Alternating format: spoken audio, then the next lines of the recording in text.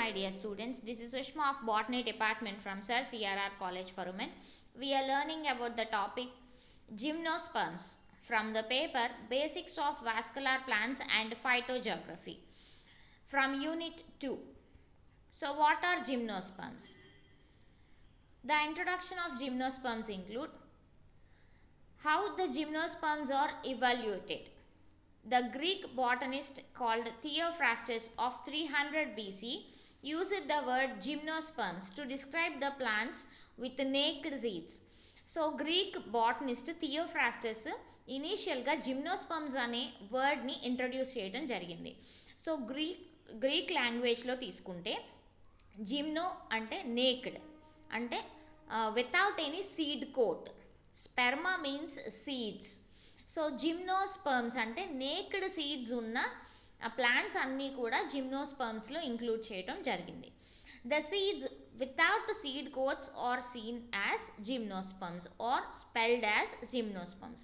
In gymnosperms, ovules are not placed in ovaries, which is why the seeds are not protected as in gymnosperms.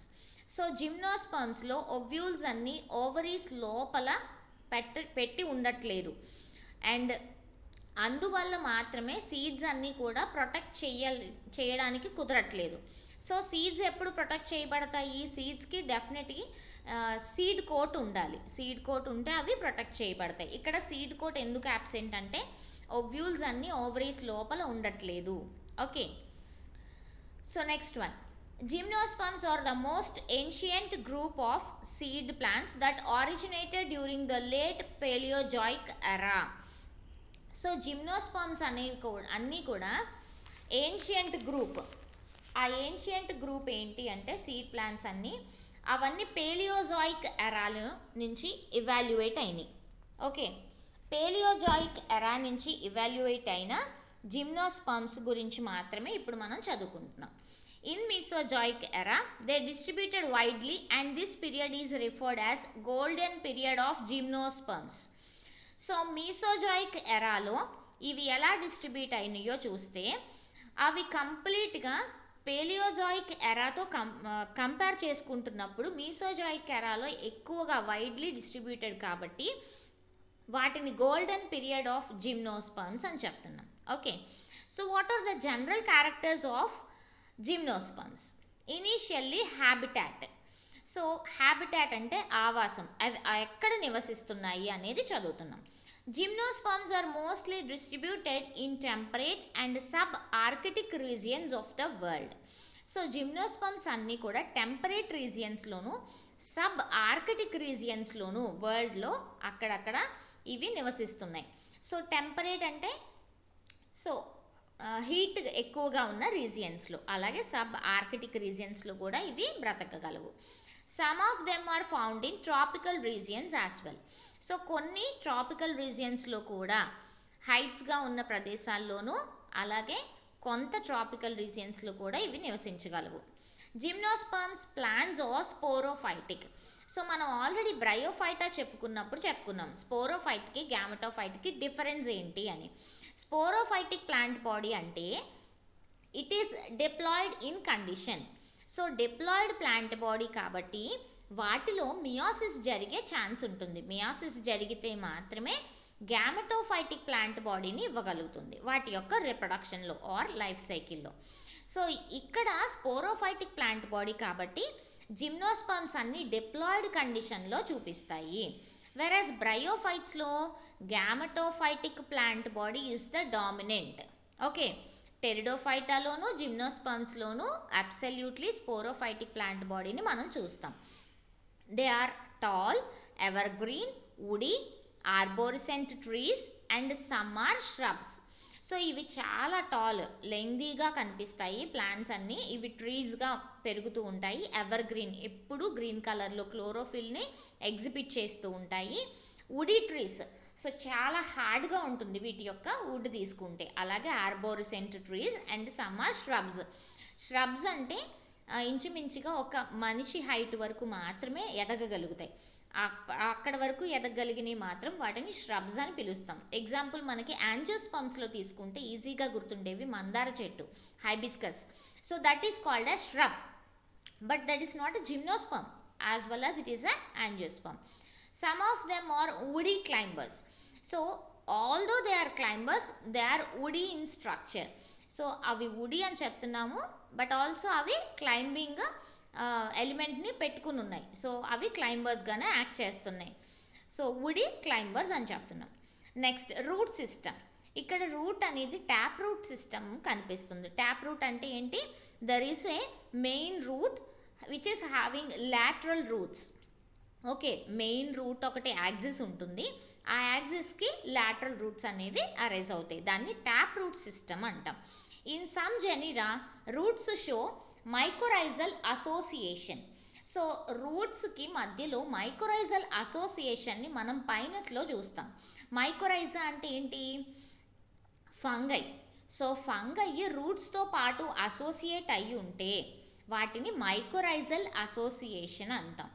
In some coralloid roots are present. So coralloid roots అనేవి సైకాస్లో మనం చూస్తాం, వాటిని కొరలాయిడ్ roots of Cycas అని చెప్తాం. Okay, next stem. In gymnosperms the stem is erect, aerial, branched or unbranched, woody, very hard and consist of leaf scars on the surface. So stem తీసుకుంటే కనుక stem ఎరెక్ట్గా ఉంటుంది, ఏరియల్ అంటే under ground కాదు, aeration కనిపిస్తూనే ఉంటుంది, so అందుకని aerial అంటున్నాం. Next branched, branches ఉంటాయి, కొన్నిసార్లు అన్బ్రాంచ్డ్, స్ట్రైట్గా మాత్రమే ఎదుగుతుంది, బ్రాంచెస్ ఉండవు. వుడీ, ఆల్మోస్ట్ జిమ్నోస్పర్మ్స్ అన్నీ వుడీ స్టెమ్ అని చెప్పాం కదా, వెరీ హార్డ్గా ఉంటాయి కాబట్టి మనం వుడీ అంటున్నాం. And consist of leaf scars on the surface. So స్టెమ్కి అంతా కూడా అక్కడక్కడ లీఫ్ స్కార్స్ కనిపిస్తాయి. సో లీవ్స్ ఎక్కడి నుంచి అరేజ్ అవుతాయి? లీఫ్ స్కార్స్ నుంచి. Okay, in some genera the stem is unbranched and at the apices of the stem leaves are present like a crown. So కొన్ని జెనీరా తీసుకుంటే స్టెమ్ ఎప్పుడైతే అన్బ్రాంచ్డ్గా కనిపిస్తుందో వాటి యొక్క ఎపికల్ పొజిషన్లో లీవ్స్ అన్నీ కూడా ఒక క్రౌన్ లాగా అరేంజ్ అయి ఉంటాయి. క్రౌన్ అంటే ఏంటి? ఒక కిరీటం అనమాట. సో కిరీటం చుట్టూ ఎలాగా ఒక గ్రూప్ లాగా ఉంటాయో స్టెమ్కి కూడా ఒక గ్రూప్ లాగా క్రౌన్ లాగా లీవ్స్ అన్నీ అరేంజ్ అయి ఉంటాయి. This type of stem is called columnar or caudex stem. So దీన్ని మనం కాలమ్నార్ అని కానీ కాడెక్స్ స్టెమ్ అని కానీ చెప్తాం. The anatomical study of gymnosperm stem shows xylem with only tracheids and xylem parenchyma but no vessels. So anatomy తీసుకుంటే transverse section of gymnosperms తీసుకుంటే కనుక xylemలో ట్రాకిడ్స్ మాత్రమే ఉంటాయి, అలాగే xylem parenchyma కూడా ఉంటుంది ట్రాకిడ్స్తో పాటు. వెజల్స్ మాత్రం ఇక్కడ absent. But Gnetum xylem consist of vessels and tracheids. So ఒక నీటంలో కనుక తీసుకుంటే వెజల్స్, ట్రాకిడ్స్ రెండింటిని మనం చూడొచ్చు. Bordered pits are present on radial walls of tracheids. So bordered pits అనేవి తీసుకుంటే అవి రేడియల్ వాల్స్ ఆఫ్ ట్రాకిడ్స్ మీద కనిపిస్తాయి మనకి. సో ట్రాకిడ్స్లో మనకి simple pits, bordered pits, 2 types of pits చూస్తాం మనం. ఇక్కడ బార్డర్డ్ పిట్స్ అనేవి కనిపిస్తాయి. Next phloem tissue consist of sieve cells, phloem parenchyma and phloem fibres. So మనం xylemలో ఏమేమి చూసాము? ట్రాకిడ్స్ చూసాము, వెజల్స్ కనిపించట్లేదు, బట్ నీటంలో వెజల్స్ కూడా ప్రజెంట్ అని చెప్పాం. యాజ్ వెల్ యాజ్ ఫ్లోయంలో ఏమేమి ఉన్నాయి? Sieve cells, phloem parenchyma, phloem fibres 3 ఉన్నాయి, కానీ కంపానియన్ సెల్స్ అనేవి absent. They are substituted by albumin cells which store protein.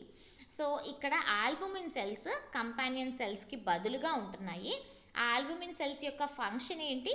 అవి ప్రోటీన్ని స్టోర్ చేస్తాయి. Vascular bundles in the stem are conjoint, collateral, open and endarch. So vascular bundles అనేవి స్టెమ్లో ఎలా ఉంటాయి అంటే కన్జాయింట్, 2 జాయింట్ అయ్యి xylem ఫ్లోయం దగ్గరే ఉంటాయి, కోలాటరల్ పక్క పక్కనే, ఓపెన్ అండ్ ఎండార్క్. సో ఓపెన్గా కనిపిస్తాయి, ఓపెన్ క్లోజ్డ్ 2 చెప్తాం. అంటే xylem లోపల ఉండి చుట్టూ ఫ్లోయం ఉంటుందా, ఫ్లోయం మధ్యలో ఉండి xylem చుట్టూ ఉంటుందా, దాన్ని ఓపెన్ అండ్ ఎండార్కా, ఎగ్జార్కా. బయటకు ఉంటే ఎగ్జార్క్ కండిషన్ అంటాం, లోపలికి ఉంటే ఎండార్క్ అంటాం. సో ఇక్కడ ఓపెన్ అండ్ ఎండార్క్ కండిషన్ అనేది కనిపిస్తుంది. The secondary growth occurs in gymnosperms. So జిమ్నోస్పర్మ్స్లో మనం సెకండరీ గ్రోత్ చూస్తాం. సో సెకండరీ గ్రోత్ అంటే ఏంటి? ఒక కేంబియం రింగ్ ఫామ్ అయ్యి కేంబియం రింగ్ నుంచి successive xylem and phloem strands మళ్ళీ వస్తూ ఉంటాయి. వాటిని సెకండరీ గ్రోత్ అంటాం. సో ఈ కేంబియం నుంచి వచ్చిన సక్సెసివ్ రింగ్స్ని మనం ప్రోకేంబియం స్ట్రాండ్ అని, సో కేంబియం స్ట్రాండ్స్ అని మనం మళ్ళీ సక్సెసివ్ లేయర్స్ని నేమింగ్ ఇవ్వడం జరుగుతుంది. వాటిని సెకండరీ గ్రోత్ అంటాం. అంటే ప్రైమరీ గ్రోత్ ఉన్న ప్లాంట్స్ మాత్రమే ఇప్పటివరకు చూసాం, కానీ సెకండరీ గ్రోత్ ఇప్పటివరకు స్టార్ట్ అవ్వలేదు. ఇక్కడ జిమ్నోస్పర్మ్స్లో సెకండరీ గ్రోత్ అనేది స్టార్ట్ అవుతుంది. With the secondary growth, 2 types of secondary xylem are produced. So ఇక్కడ xylem టైప్స్ 2 టైప్స్ అనేవి మనం ఇక్కడ చూస్తున్నాం. ఎప్పుడు సెకండరీ గ్రోత్తో పాటుగా 2 టైప్స్ ఆఫ్ సెకండరీ xylem అనేది ప్రొడ్యూస్ అవుతుంది. అవేమేంటి? మోనోజైలిక్ wood and pycnoxylic would. మోనోజైలిక్ would అంటే ఏంటో చూద్దాం. The xylem cells or tracheids are large, thin walled and associated with xylem parenchyma and many rays. So xylem cells కానీ మనం tracheids కానీ తీసుకుంటే అవి చాలా లార్జ్గా ఉంటాయి, thin walled, so thin walls ఉంటాయి. వాటితో పాటు అసోసియేట్ అయింది ఏంటి? xylem parenchyma ఉంటుంది, అలాగే మెనీ రేస్ కూడా ఉంటాయి. వాటిని మనం మెడుల్లరీ రేస్ అని కూడా చెప్తాం. సెకండరీ గ్రోత్ జరిగేటప్పుడు స్ట్రైట్గా ఉండే వాటిని మెడుల్లరీ రేస్ అంటాం. ఆ మెడుల్లరీ రేస్ దేనికి ఉపయోగపడతాయి అంటే కింద నుంచి రూట్ సిస్టమ్ నుంచి పైకి మినరల్స్ని, న్యూట్రియంట్స్ని, వాటర్ని, ఫుడ్ మెటీరియల్స్ని సప్లై చేయడానికి ఉపయోగపడతాయి. వాటిని మనం మెడుల్లరీ రేస్ అంటాం. Due to this broad xylem rays are formed. So వీటి వల్ల xylem రేస్ అనేవి ఫామ్ అవుతాయి. This wood is weak. So చాలా వీక్గా ఉంటుంది ఈ వుడ్ అనేది. ఇది మనం ఎక్కడ చూస్తామంటే సైకాస్లోను నీటంలోను రెండిట్లోనూ చూస్తాం. Next pycnoxylic wood. The xylem cells or tracheids are small and thick walled along with xylem parenchyma. So ఇందులో పిక్నోజైలిక్ వుడ్లో చూస్తే కనుక xylem సెల్స్ కానీ ట్రాకెట్స్ కానీ తీసుకుంటే చాలా చిన్నగా ఉంటాయి, థిక్ వాల్డ్. ఇందాక మనం మోనోజైలిక్లో థిన్ వాల్డ్ సెల్స్ చూసాము, ఇక్కడ థిక్ వాల్డ్ సెల్స్ ఉంటాయి. వీటితో పాటు xylem parenchyma కూడా ఉంటుంది. The xylem rays are very few and form narrow xylem rays. So xylem rays అన్నీ చాలా తక్కువగా ఉండి xylem రేస్ని చాలా సన్నగా నారోగా తయారు చేస్తుంది formation. So this wood is denser and makes good valuable timber. So Cycas Gnetum యొక్క వుడ్ మనకి అంత వాల్యుబుల్ కాకపోయినప్పటికీ పైనస్ వుడ్ మనకి వాల్యుబుల్ టింబర్గా ఉపయోగపడుతుంది, ఎందుకంటే ఇది డెన్సర్గా ఉంటుందన్నమాట, థిక్గా ఉంటుంది. Okay, next leaf.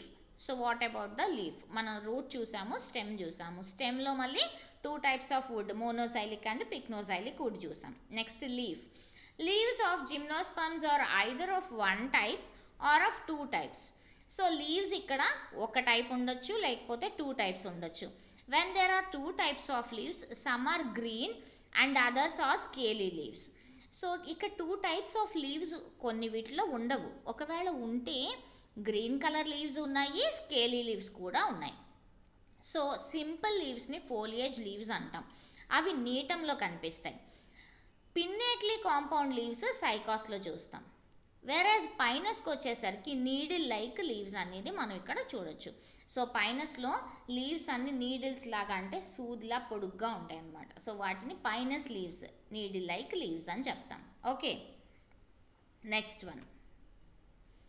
So these are various examples of gymnosperms known as Zamia, Thuja, Podocarpus, Ginkgo biloba, Araucaria and pinus.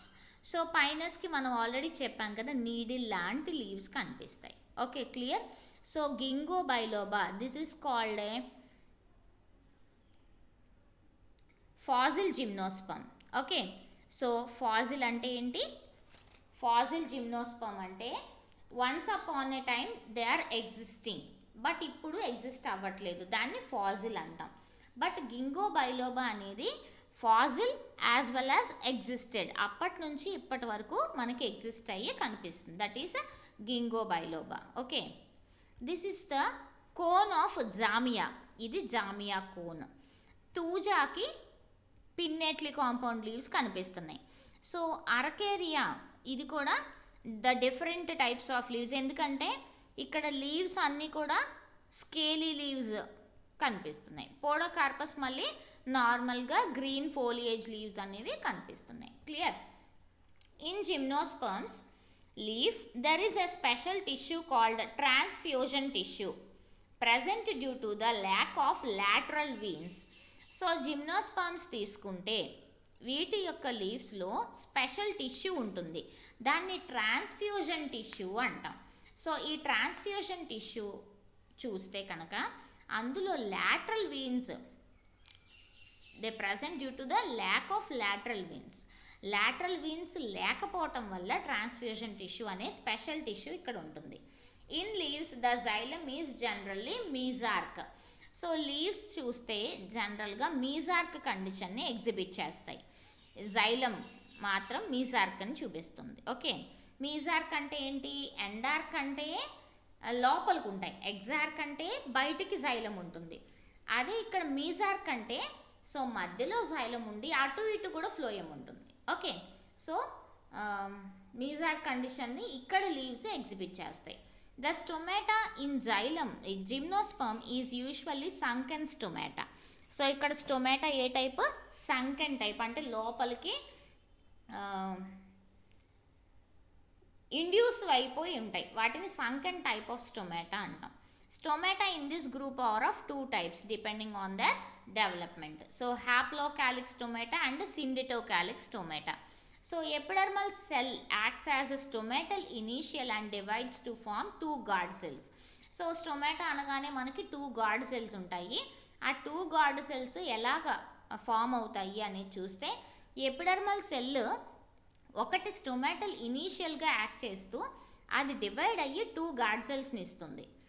Those epidermal cells around them transform into subsidiary cells. ఈ టూ గార్డ్ సెల్స్ చుట్టూ ఏవైతే epidermal cells ఉన్నాయో వాటిని subsidiary సెల్స్గా అవే మార్చుకుంటాయి.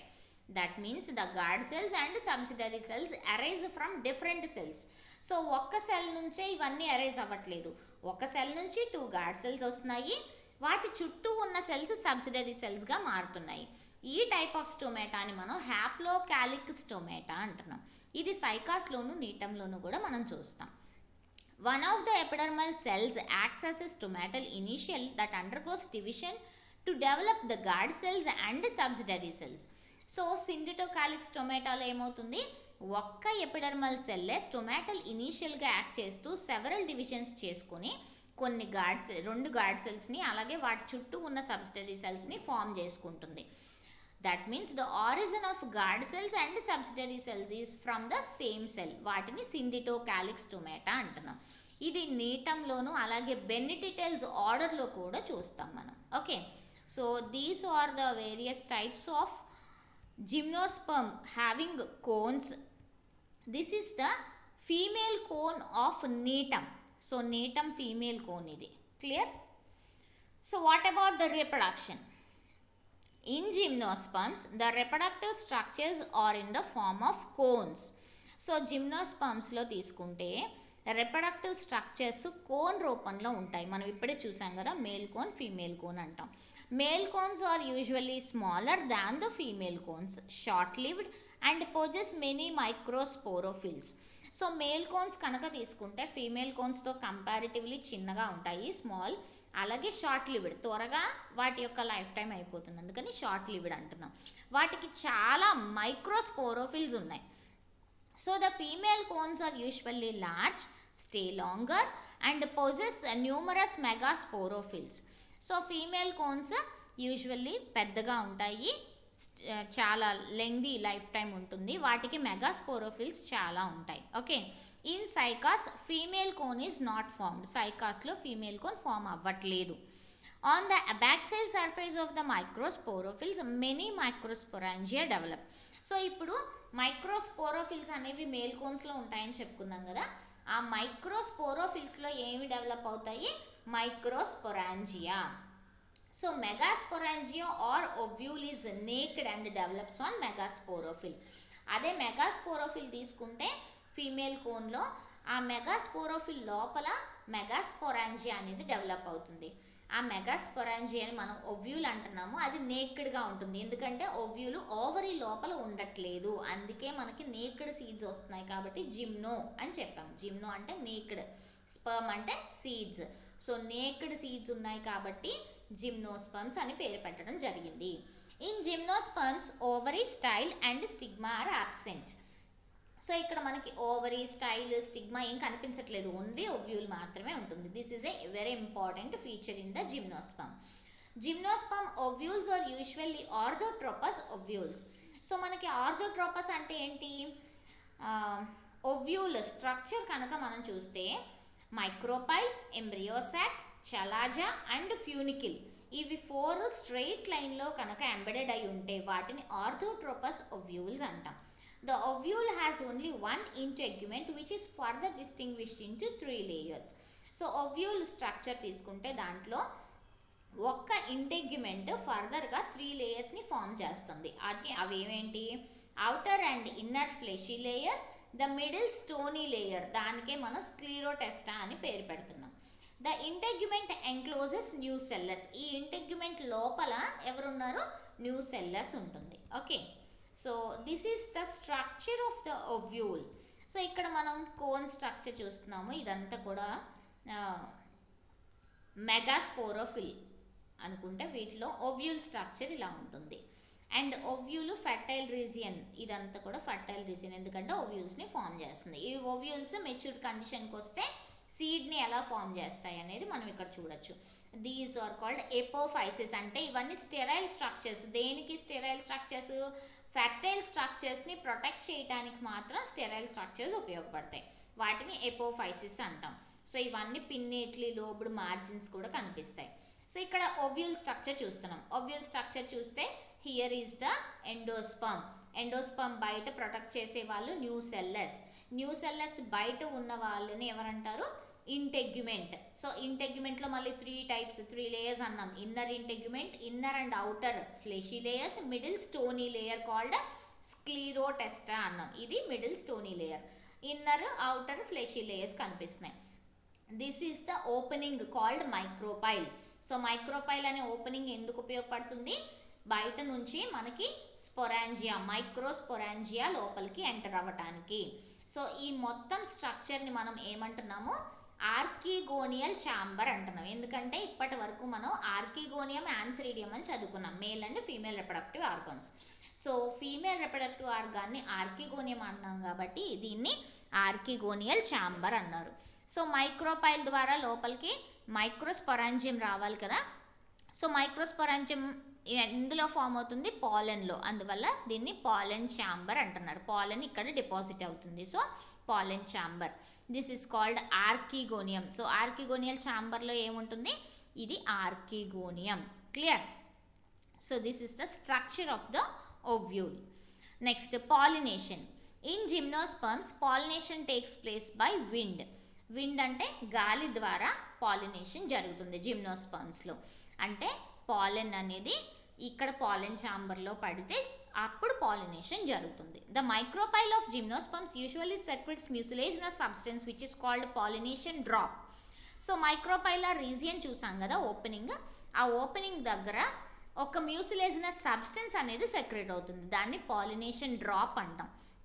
This pollination drop helps in attracting పాలన్ grains. ఈ pollination drop ఎలా ఉంటుంది, విస్కస్ ఫ్లూయిడ్ అనమాట, మ్యూసిలేజ్ లాగా ఉంటుంది. సో ఆ విస్కస్ ఫ్లూయిడ్ ఎప్పుడైనా పాలన్ వస్తే వాటిని అట్రాక్ట్ చేస్తే ఇమీడియట్గా క్యాచ్ చేస్తుంది, అందుకే రెసెప్టివ్ పాలన్ అంటాం. ఓకే, సో రిసీవ్ చేసుకునే కెపాసిటీ వీటికి ఉంటుంది. మైక్రోపైలర్ రీజియన్కి పాలినేషన్ డ్రాప్ క్యాచ్ చేస్తుంది. The nucleus of pollen grain fuses with the egg of the ovule to form zygote. So pollen grainలో ఉన్న న్యూక్లియస్ ఎగ్ తోటి యునైట్ అయితే దాన్ని పాలినేషన్ తర్వాత జరిగే ఫర్టిలైజేషన్ ఇప్పుడు జరిగింది కాబట్టి వాటిని జైగోట్ ఫార్మేషన్ అని చెప్తాం. సో జిమ్నోస్పర్మ్స్లో the endosperm forms prior to fertilization. Prior అంటే ఫర్టిలైజేషన్కి ముందే, ఫర్టిలైజేషన్ జరగకముందే ఇక్కడ ఎండోస్పర్మ్ ఫామ్ అయిపోతుంది. That is why gymnosperm endosperm is haploid in nature. జనరల్గా మనకి యాంజియోస్పర్మ్స్ తీసుకుంటే దాంట్లో డెప్లాయిడ్ అలాగే ట్రెప్లాయిడ్ కూడా చూస్తాం మనం ఎండోస్పర్మ్స్, కానీ ఇక్కడ ఫర్టిలైజేషన్ జరగకముందే ఎండోస్పర్మ్ ఫామ్ అయిపోయింది కాబట్టి హ్యాప్లాయిడ్ కండిషన్లో చూస్తున్నాం. The zygote develops in meroblastic method and forms the embryo. So ఇక్కడ జైగోట్ మీరోబ్లాస్టిక్ మెథడ్లో డెవలప్ అయ్యి ఎంబ్రియోని ఫామ్ చేసుకుంటుంది. Gymnosperms often exhibit polyembryony. So poly అంటే మెనీ, ఎంబ్రియోని అంటే ఎంబ్రియోస్ ఫార్మేషన్. సో ఇక్కడ జిమ్నోస్పర్మ్స్ ఏం ఎగ్జిబిట్ చేస్తున్నాయి, మెనీ ఎంబ్రియోస్ని ఫామ్ చేసే ఫినామినాన్ మనం చూడొచ్చు. The zygote undergoes free nuclear divisions except Gnetum and develops a primary embryo. ఈ జైగోట్ ఫ్రీ న్యూక్లియర్ డివిజన్స్ని చేసుకోవటం ద్వారా నీటమ్ తప్ప అన్నిట్లోనూ కూడా ప్రైమరీ ఎంబ్రియో అనేది ఫామ్ అవుతుంది.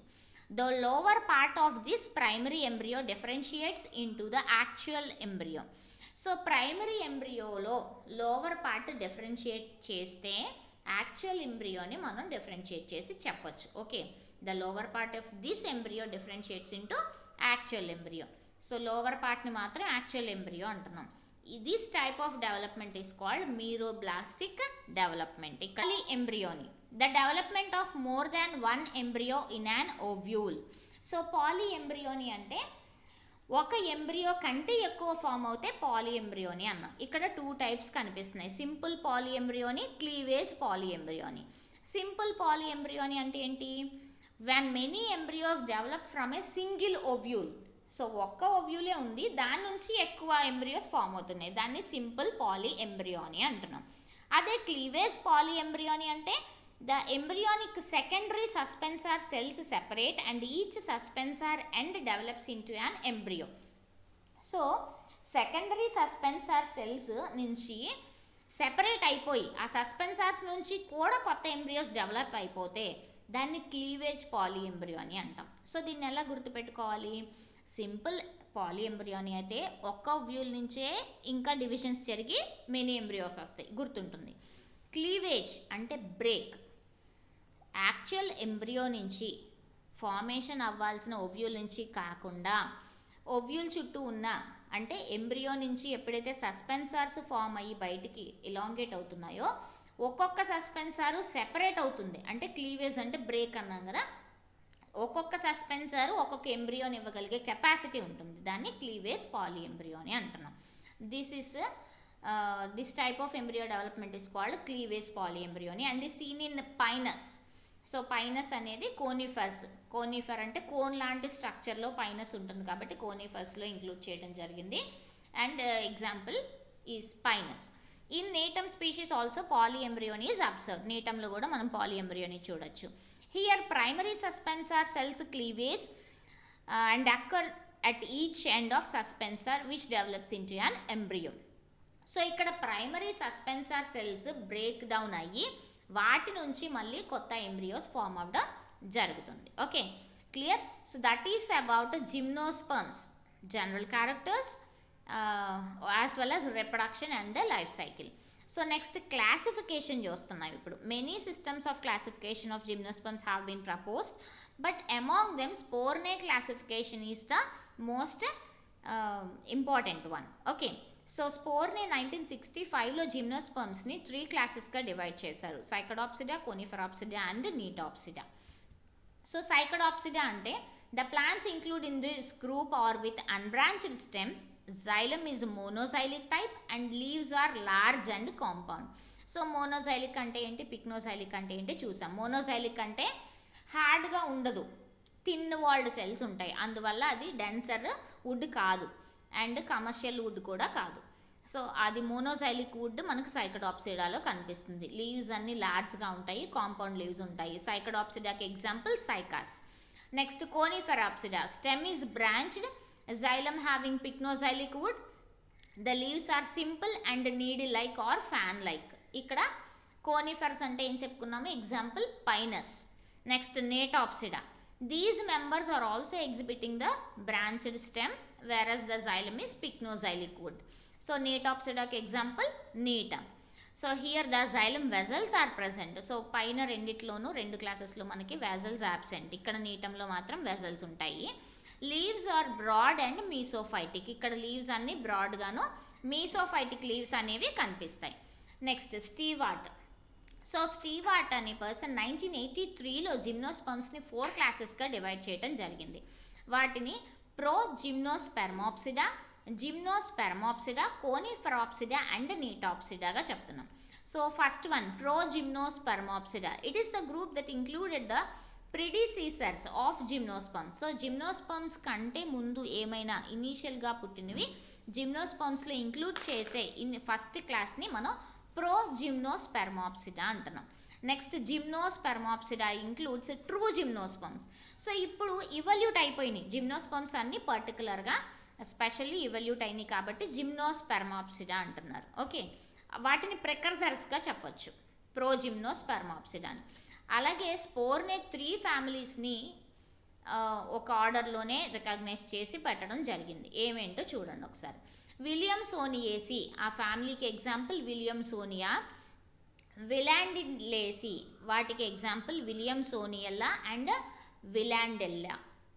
నెక్స్ట్ సైకడోడియేసి దానికి ఎగ్జాంపుల్ సైకడోడియడే అండ్ రొమేరియా. అలాగే సైకోడియాడేల్స్కి this order includes fossil gymnosperms. వీటిలో ఫాజిల్స్ ఉంటాయి. ఇవి వైడ్లీ డిస్ట్రిబ్యూటెడ్ ఇన్ మీసోజాయిక్ ఎరాగా చెప్తున్నాం. ఓకే, సో స్పోర్ని మనకి 3 క్లాసెస్ని ఇచ్చారు, బట్ 3 ఫ్యామిలీస్ని ఒకే ఆర్డర్లో పెట్టి కూడా ఇచ్చారు. సో ఇవన్నీ కూడా జిమ్నోస్పర్మ్స్లో ఉన్న వేరియస్ క్లాసిఫికేషన్స్. సో ఇప్పటి వరకు మనం ఏమేమి నేర్చుకున్నాము, జిమ్నోస్పర్మ్స్ యొక్క ఇంట్రొడక్షన్, వాటి యొక్క జనరల్ క్యారెక్టర్స్లో పర్టికులర్లీ హ్యాబిటేట్, అవి ఎక్కడ నివసిస్తాయి, temperate, tropical, sub Arctic regions అని చెప్పాం. అండ్ రూట్స్కి వచ్చేసరికి ఇక్కడ మైకోరైజల్ రూట్స్ చూసాము, కొరలాయిడ్ రూట్స్ చూసాము. స్టెమ్లో మళ్ళీ 2 types, monoxylic wood and pycnoxylic would.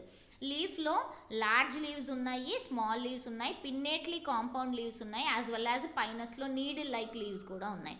Next reproduction చూస్తే రిప్రొడక్షన్లో vegetative and sexual reproduction. So sexual రిప్రొడక్షన్లో మనం 2 టైప్స్ ఆఫ్ కోన్స్ చూసాం, male cone and female cone. So male cone is smaller and female cone is larger one. whereas pollination is by wind, polyembryon is exhibited in almost all the gymnosperms. Next classification వచ్చేసరికి spore classified into 3 classes, that is Psychedopsida, Coniferopsida and Netopsida. Psychedopsida के example Cycas, Coniferopsida के example Pinus, Netopsida के example Netum. Okay, thank you all of you.